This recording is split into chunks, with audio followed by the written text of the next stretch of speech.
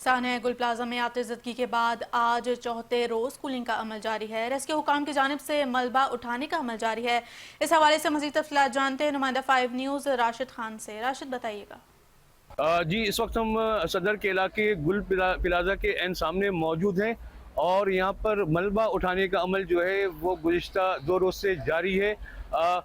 गुल प्लाजा में आग लगने के बाद जो है इसके अगबी हिस्सा और फ्रंट का हिस्सा जो है वो मनहदम हो गया था और रेस्क्यू काम का ये कहना है कि जैसे जैसे मलबा हटता जाएगा उन्हें रास्ता मिल जाएगा और उसके बाद ही वो जो मलबे तले दबे अफराद हैं या जो दुकानों में अफराद हैं उनकी तलाश, सर्च एंड रेस्क्यू का अमल जो है वो सिलसिला जारी रहेगा।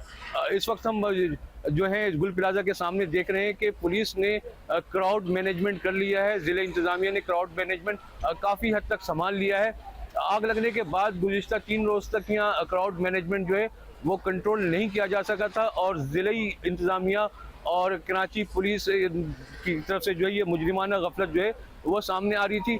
ज़रा इब्लाग में शदीद तनकीद के बाद पुलिस हुक्काम और ज़िले इंतज़ामिया को ये होश आया है कि क्राउड मैनेजमेंट बहुत ज़रूरी है किसी भी जाए हादसा पर। जी।